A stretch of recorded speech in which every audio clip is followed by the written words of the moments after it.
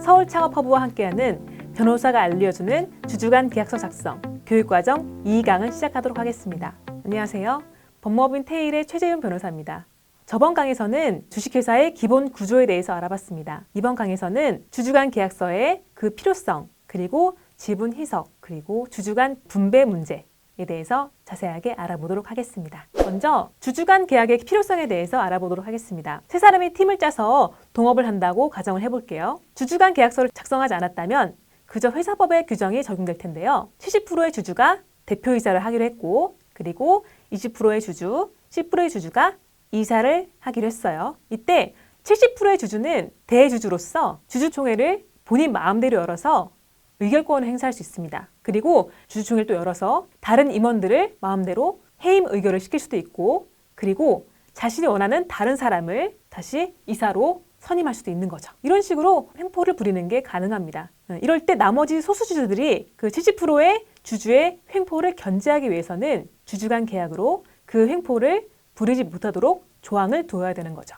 마찬가지로 소수주주는 뭐 회사가 마음에 안 들면 그냥 임원 그만하고 회사 나가버리겠다, 그렇게 하거나 아니면 뭐 주식을 가진 채로 회사 업무에서 손을 떼버리거나 그럴 수가 있죠. 아니면은 회사가 마음에 안 들어서, 아니면은 다른 주주들 간에 분쟁이 있어서 회사 아이템을 들고 나가서 다른 회사를 차리거나 이렇게도 할 수 있는 거죠. 이럴 때 70%의 주주도 이거에 대한 견제가 필요합니다. 그래서 주주들 간의 견제, 그리고 회사가 회사의 성장에 집중할 수 있도록 그러기 위해선 주주간 계약이 필요한 거죠. 그래서 주주간 계약은 주주 간의 회사 운영, 그리고 분쟁 해결의 구체적인 기준이 되는 것입니다. 여기서 주식 지분율이 가지는 의미에 대해서 한번 알아볼게요. 주식을 3% 가지고 있다. 그랬을 때는 주식회사에 회계 장부를 열람을 청구할 수 있거나, 그리고 임시주주총회를 수집 청구할 수 있거나, 또는 주식회사 업무집행 재산상태 조사를 위해서 법원에 검사인을 선임 청구할 수 있거나, 이렇게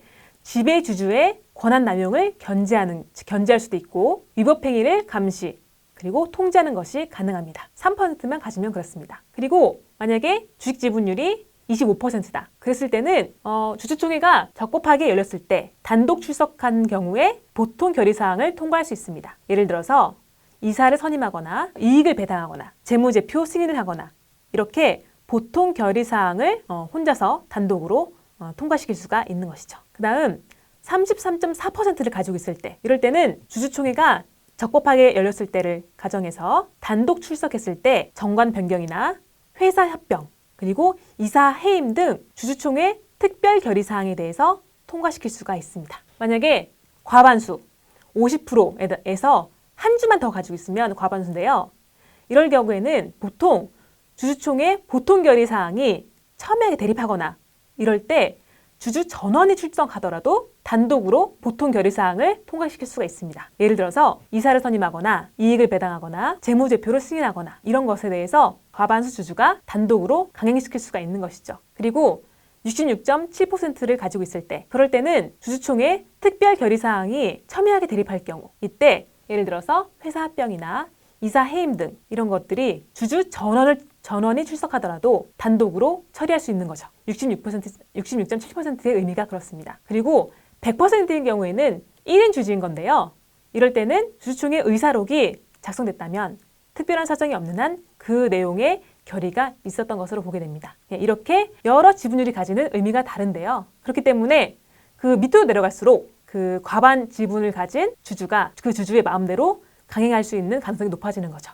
다음으로 지분 희석에 대해서 살펴보도록 하겠습니다. 여기 그림을 보면요. 대표이사가 그 주식을 100% 가지고 있어요. 1주당 100원을 하는 주식 16,000주를 모두 가지고 있습니다. 지분 100%입니다. 이때 투자자가 40%를 투자하는 거예요. 그래서 이 회사에서는 신주를 발행해서 이 투자자한테 주식을 주게 됩니다. 이랬을 때 그 대표이사는 결국은 새로 발행된 주식이 4,000주거든요. 계산하면 4,000주가 되는데 결국은 그 주식은 총 2만 주가 되고, 그때 대표이사는 16,000주를 그대로 보유하게 되는 거죠. 그리고 투자를 한 새로운 주주는 2만 주 중에 4,000주를 보유하게 되는 거고요. 그렇게 되면은 대표이사는 지분을 100%를 가지고 있다가 신주를 발행함과 동시에 지분이 80%로 낮아집니다. 그리고 새롭게 들어온 주주가 지분을 20% 가지고 있게 되는 거죠. 이처럼 대표이사는 똑같이 16,000주를 보유하고 있는데 신주를 발행하고 그렇게 되니까 지분이 이렇게 80%로 내려앉게 되는 거죠. 이처럼 투자를 받고 그거에 따라서 신주를 발행하게 되면은 계속적으로 대표이사의 그 대표이사 그리고 대주주의 지분이 계속 희석돼서 낮아지게 됩니다. 이거를 지분 희석이라고 하는데요. 쉽게 얘기하면 그럼 이런 거예요. 비커에 물감이 섞인 물이 있어요. 파란색 물감이 섞인 물이 있어요. 여기다가 깨끗한 맑은 물을 계속 넣는 거예요. 그랬을 때 그 파란색 물이 계속 옅어지잖아요. 그렇게 희석되는 것처럼 새로운 주식을 계속 넣어줄 때마다 기존의 주식이 계속 희석이 되는 거죠. 똑같은 원리라고 보시면 됩니다. 구체적인 예를 한번 볼게요. 이것처럼 처음에 대표이사의 지분율이 80% 그리고 핵심 임원 1, 2의 주식이 지분이 15%, 5% 이렇게 돼 있는데 1차 투자를 받으니까 이렇게 지분이 낮아집니다. 그리고 또 2차 투자를 받아서 신주를 발행하면 또 이렇게 지분율이 낮아지고 3차 투자를 하니까 더 낮아지고 이렇게 계속 투자를 받아서 신주를 발행할수록 그 대표이사 그리고 기존의 주주들의 지분은 계속 낮아질 수밖에 없는 거죠. 이게 바로 지분 희석이라고 합니다. 사실 스타트업을 운영하시는 여러분들은 앞으로 계속 투자를 받으실 생각이신 거잖아요. 사실 한 번뿐만 아니라 여러 번 투자를 받게 되실 텐데 그때마다 지분 희석이 된다는 것을 꼭 염두에 두시고 지분을 설정을 하셔야 됩니다. 주주 간의 지분을 나눌 때 생각을 해봐야 될 것들이 있는데요. 그 앞서 본 바와 같이 대표이사의 지분율이 높을수록 더욱 안정적으로 회사를 운영할 수 있죠.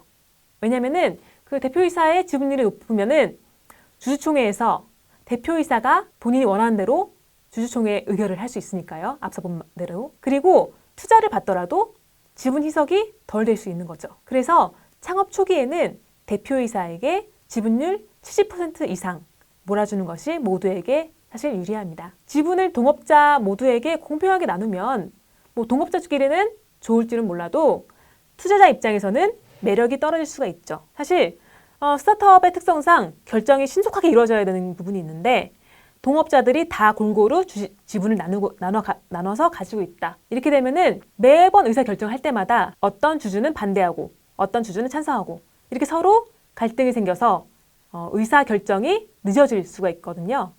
그래서 대표이사가 지분을 많이 가지고 신속하게 의사결정을 하는 이런 구조를 선호하게 됩니다. 그래서 대표이사 외 동업 멤버의 지분은 합산해서 대표이사의 지분 절반 이하로 정하는 경우가 많고 이를 투자자 측에서도 선호하는 경향이 있습니다. 그렇다고 해서 그래도 우리 동업을 하는데 다 같이 똑같이 일하는데 누구는 많이 주고 누구는 적게 주고 좀 불공평한 것 같다. 우리는 그냥 다 n분의 1로 나누자. 대신 외부에만 대표이사한테 몰아준 것처럼 보이도록 하자.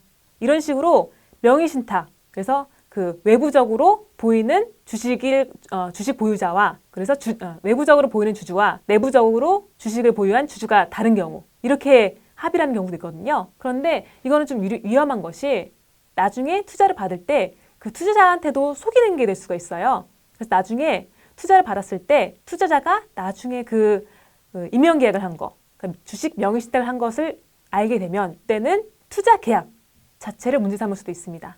그래서 이러한 명의신탁 등의 임명계약은 하지 않으시는 게 좋습니다. 그래서 대표이사의 동업 멤버들에 대한 보상으로는 스톡 옵션이 될 수도 있고요.